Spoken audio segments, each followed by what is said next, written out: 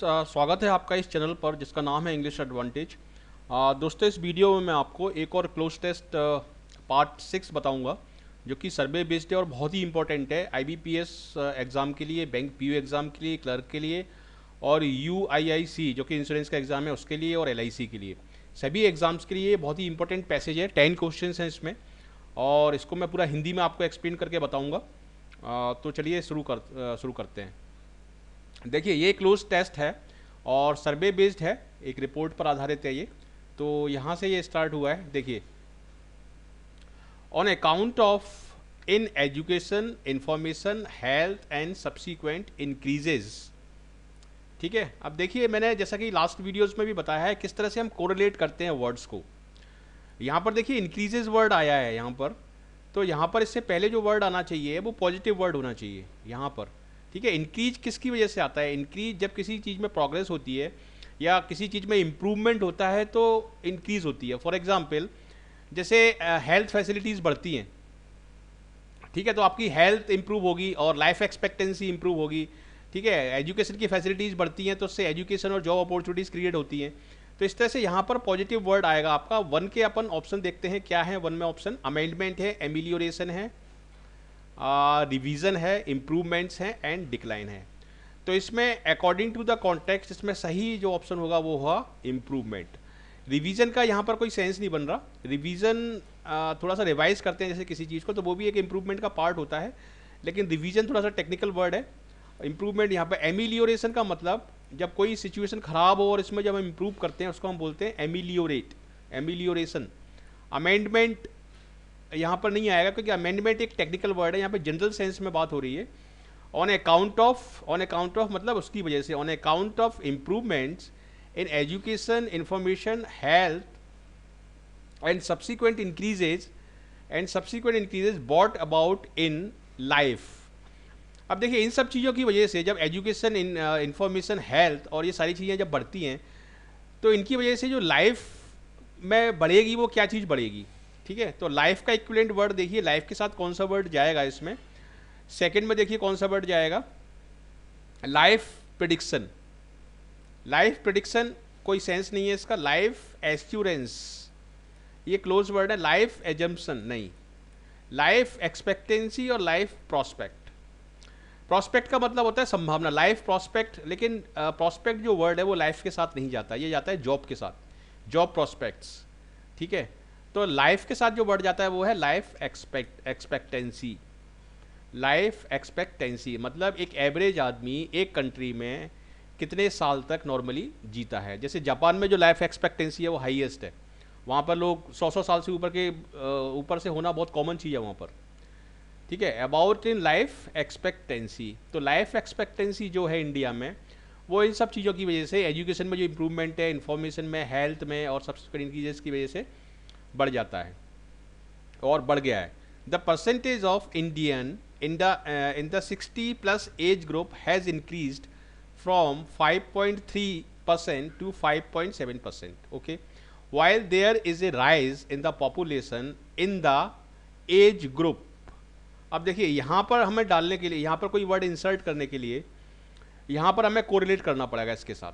Population in the age group there is also an increase in the proportion of the elderly. मतलब इस sentence का मतलब ये है, क्योंकि एल्डरली लोगों की, बड़े बूढ़े लोगों की और रिटायर्ड लोगों की पॉपुलेशन बढ़ रही है, उसके साथ ही किसी दूसरे की भी पॉपुलेशन यहाँ पर बढ़ रही है, तो यहाँ पर ऐसा वर्ड आएगा जो इसके साथ कोरिलेट हो सके।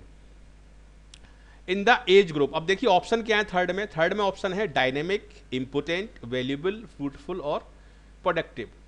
तो इसमें जो सही इसका सेंटेंस क्या कहना चाहता है, सेंटेंस ये कहना चाहता है कि जो प्रोडक्टिव एज ग्रुप है, जो 20 से 35 साल के जो लोग हैं, जो प्रोडक्टिव एज ग्रुप है, उनका भी पॉपुलेशन बढ़ रही है और एल्डरली लोगों की पॉपुलेशन भी बढ़ रही है।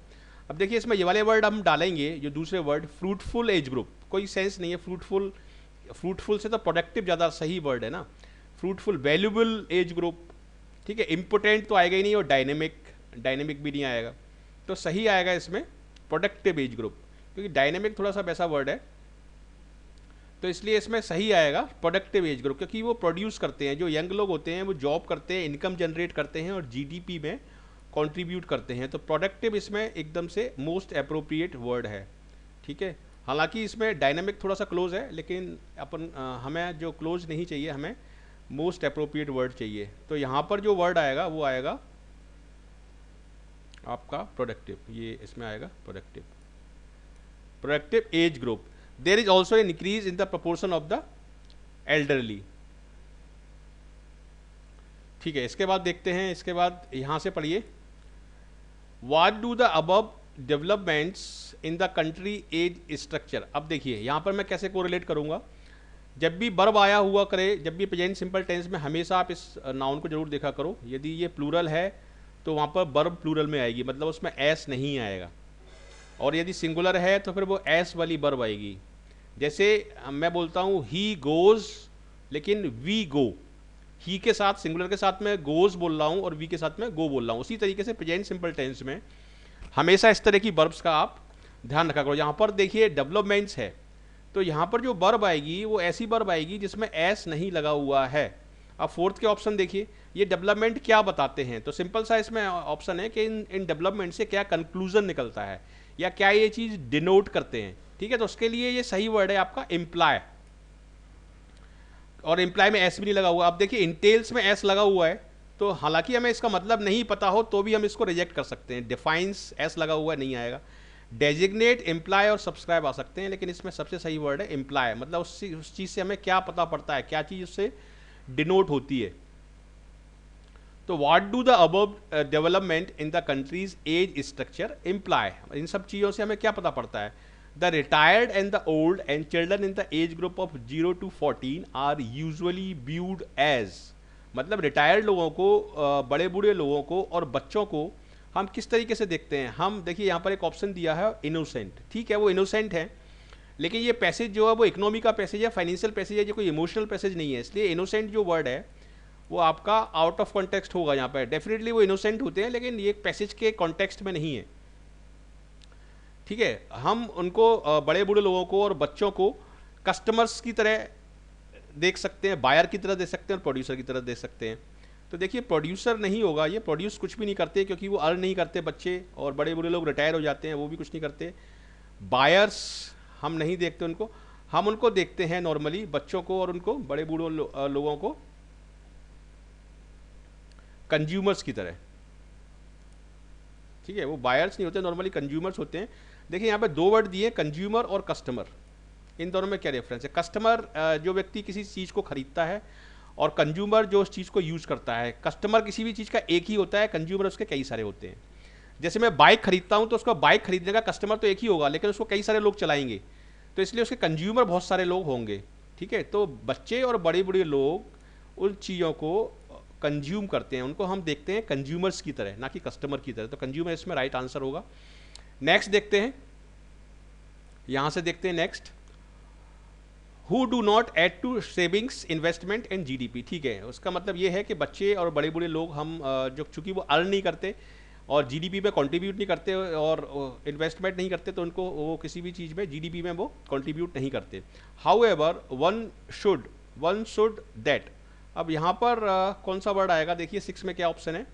One should disregard, criticise, overlook, reject that the dependent children are only temporarily so. देखिए वो डिपेंडेंट तो हैं, लेकिन वो टेम्परेरी डिपेंडेंट हैं, क्योंकि बच्चे अभी कमा नहीं रहे हैं, अभी पढ़ रहे हैं। जब वो बड़े हो जाएंगे, मेजर हो जाएंगे, तो वो कमाने लगेंगे और वो जीडीपी में कंट्रीब्यूट करने लगेंगे। लेकिन अभी जो डिपेंडेंट हैं वो अभी टेम्परेरीली हैं डिपेंड। ठीक है, परमानेंटली वो किसी पर डिपेंडेंट नहीं है। तो इस चीज़ को हमको अच्छा समझना चाहिए, इस चीज़ को हमको एप्रिशिएट करना चाहिए। ठीक है, तो इस यहाँ पर आएगा एप्रिसिएट, रिजेक्ट नहीं आएगा यहाँ पर, ओवरलुक नहीं आएगा, क्रिटिसाइज नहीं आएगा, और डिसरिगार्ड, इस चीज़ को हमें डिसरिगार्ड नहीं करना चाहिए। ये तो डिसरिगार्ड तो बिल्कुल गलत हो जाएगा। इस चीज़ को हमकी बुराई करनी चाहिए, नहीं, ये बिल्कुल नहीं आएगा। इस चीज़ को हमको इग्नोर करना चाहिए, नहीं, बिल्कुल नहीं आएगा। और इस चीज़ को हमको रिजेक्ट करना चाहिए, ये ऑप्शंस नहीं आएंगे। इसमें सही ऑप्शन है अप्रिसिएट। तो one should appreciate the dependent children are only temporarily so, बिल्कुल सही है। डिपेंडेंट जो बच्चे हैं वो केवल टेम्परेरीली, जब तक उनकी पढ़ाई चल रही है, जब वो जॉब में लग जाएंगे तो वो जीडीपी में कंट्रीब्यूट करने लगेंगे। Temporary so and what, future human. अब देखिए एंड 7 में ऑप्शन देखिए, एम्बॉडी, होल्ड, शोज, रिप्रेजेंट और एक्ट। अब देखिए फिर से वही चीज़ आ गई, चूंकि यहाँ पर चिल्ड्रन है, यहाँ पर देखिए चिल्ड्रन है, तो चिल्ड्रन के साथ जो वर्ब आएगी वो प्लूरल में आएगी। चिल्ड्रन प्लूरल है, चिल्ड्रन का मतलब क्या होता है, बहुत सारे बच्चे। तो यहाँ पर जो वर्ब आएगी वो ऐसी आएगी जिसमें एस नहीं लगा हो। बहुत ही इंपॉर्टेंट ये फैक्टर मैं बता रहा हूँ आपको। तो सोज रिजेक्ट हो जाएगा यहाँ पर, और आपका एक्स रिजेक्ट हो जाएगा, ठीक है। रिप्रेजेंट है, होल्ड है और एम्बॉडी है। तो temporary so and hold future, hold से नहीं बनेगा वो, क्योंकि देखिए बच्चे किसी चीज़ को रिप्रेजेंट करते हैं, किसी चीज़ का प्रतिनिधित्व करते हैं, तो इसमें रिप्रेजेंट वर्ड आएगा, एम्बॉडी वर्ड और होल्ड वर्ड नहीं आएगा। तो यहाँ पर आएगा temporary so and represent future human. Future human का क्या चीज़ है, वो बच्चे जो है वो फ्यूचर ह्यूमन रिसोर्सेज हैं। तो यहाँ पर रिसोर्सेज वर्ड आएगा, ठीक है। रिसोर्सेज क्या होता है, जिस चीज़ की कुछ वैल्यू होती है और जिस चीज़ की कुछ यूटिलिटी होती है, यूजफुलनेस होती है, वो होते हैं रिसोर्सेज। जैसे बच्चे बड़े होकर डॉक्टर बनेंगे, इंजीनियर बनेंगे, तो उनकी एक यूटिलिटी होगी, उनकी एक यूजफुलनेस होगी, वो दूसरे लोगों के काम आएंगे, तो इसलिए वो फ्यूचर ह्यूमन रिसोर्सेज होंगे।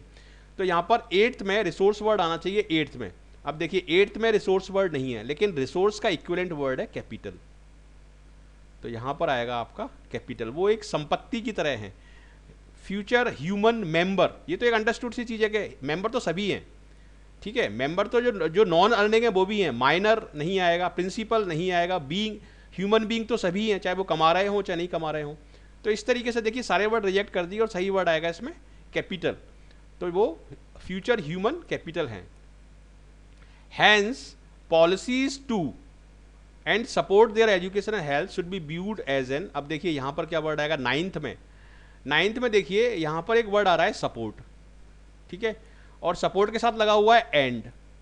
तो एंड से हम किस तरह के वर्ड्स को जोड़ते हैं, एंड से हम इक्विवेलेंट वर्ड्स को जोड़ते हैं। एंड से मैं ऐसे नहीं कह सकता कि डिक्लाइन एंड सपोर्ट या डिस्करेज एंड सपोर्ट, मतलब सपोर्ट के साथ मुझे सपोर्ट का ही इक्विवेलेंट वर्ड चाहिए, ठीक है। तो सपोर्ट का इक्विवेलेंट वर्ड क्या है यहाँ पर, सपोर्ट का इक्विवेलेंट वर्ड है encourage.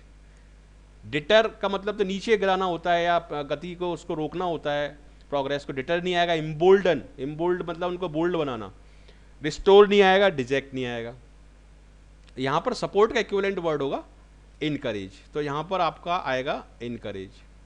Policies to encourage and support their educational health should be viewed as an intergenerational from the current to the next one.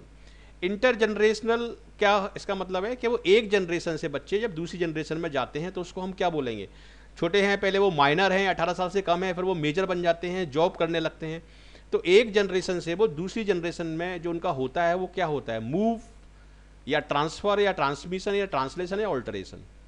देखिए मूव जो है एक नॉर्मल वर्ड है, जब आप कहीं पर चल रहे हैं तो उसको भी हम मूव बोलते हैं, लेकिन यहाँ पर बात हो रही है एक जनरेशन से दूसरी जनरेशन में जाने की, तो इसलिए यहाँ पर वर्ड आएगा ट्रांसफ़र। देखिए ट्रांसमिशन नहीं आएगा क्योंकि ये थोड़ा सा टेक्निकल वर्ड है। ट्रांसलेशन ये तो लैंग्वेज में यूज होता है, नहीं आएगा। ऑल्टरेशन ये भी नहीं आएगा, ये थोड़ा सा इनएप्रोप्रिएट वर्ड है। सही वर्ड होगा transfer, intergenerational transfer from the current to the next one. तो इस तरीके से ये पैसेज मैंने जो लिया है ये इंश्योरेंस का पैसेज है, ये असिस्टेंट एडमिनिस्ट्रेटिव ऑफिसर एग्जाम में आ चुका है और बैंक पीओ के लेवल का है, लेकिन क्लर्क में भी इस तरह के पैसेज आ सकते हैं। क्लर्क में नॉर्मली 5 ही क्वेश्चन आते हैं, उसमें मैंने 10 क्वेश्चन एक्सप्लेन किए हैं आपको। तो इस तरह के पैसेज मैं काफ़ी सारे और मैं अपलोड करूँगा, और अभी मैं अपलोड कर चुका हूँ, 6 पैसेज मैं अपलोड कर चुका हूँ। सेम पैसेज जो इंग्लिश मीडियम के स्टूडेंट हैं वो इसको इंग्लिश में देख सकते हैं, इसका इंग्लिश वर्जन में इंग्लिश की प्लेलिस्ट में अपलोड करूँगा, तो वहाँ पर आप देख सकते हैं। और इस तरह से इसको कोरिलेट करना है, वोकेबलरी की आपको अच्छी नॉलेज होनी चाहिए, और आपका वर्ड क्लास आपको पता होना चाहिए, कहाँ पर एडजेक्टिव आएगा, कहाँ पर नाउन आएगा, कहाँ पर एडवर्ब आएगा। और मैंने आपको वो प्रेजेंट सिंपल टेंस का भी फंडामेंटल बताया था, किस तरह से इसमें एस वाली वर्ब आएगी, किस तरह से एस वाली वर्ब नहीं आएगी। और आपको जरूर कोरिलेट करना चाहिए प्रीवियस सेंटेंस को फोर्थ कमिंग सेंटेंस से, प्रीवियस और नेक्स्ट सेंटेंस के बीच में क्या लिंक बन रही है, उससे आपको कोरिलेट करके आसानी से आप, जैसे मैंने सपोर्ट का एग्जाम्पल दिया था यहाँ पर कि सपोर्ट के साथ किस तरह का वर्ड आएगा और किस तरह से वर्ब्स आएंगी, एस वाली और बिना एस वाली, सिंगुलर और प्लूरल वर्ब्स आएंगी। तो इस तरह से आप वर्ड्स को कोरिलेट करके सिंपल लॉजिक अप्लाई करके इनको आसानी से आप सॉल्व कर सकते हैं। तो कैसा लगा दोस्तों आपको ये वीडियो ट्यूटोरियल, इससे आपको कितना फ़ायदा हुआ? यदि आपको ये यूजफुल लगा है तो ज़रूर इसको लाइक करिए, शेयर करिए अपने फ्रेंड्स के साथ ताकि उनका भी फ़ायदा हो। कमेंट करके मुझे बताइए कि आपको कैसा लगा और क्या इसमें और फर्दर इम्प्रूवमेंट हो सकता है, किस तरह से मुझे सजेस्ट करके बताइए। और यदि आप फर्स्ट टाइमर हैं इस चैनल के ऊपर तो ज़रूर आप इस चैनल को सब्सक्राइब करिए। मैं आपका बहुत स्वागत करता हूँ इस चैनल पर। और आपको जो फ़ायदा होगा इस चैनल के जुड़ने से ये होगा कि यहाँ पर हम जो पढ़ाते हैं वो पूरी तरह रिजल्ट ओरिएंटेड पढ़ाते हैं, पूरी तरह एग्ज़ाम ओरिएंटेड पढ़ाते हैं। तो इसलिए ज़रूर जुड़िए हमारे साथ, सब्सक्राइब करिए इस चैनल को। मैं आपका बहुत स्वागत करता हूँ। So thank you very much for watching this video, and I wish you all the best for your bright future. Thank you very much.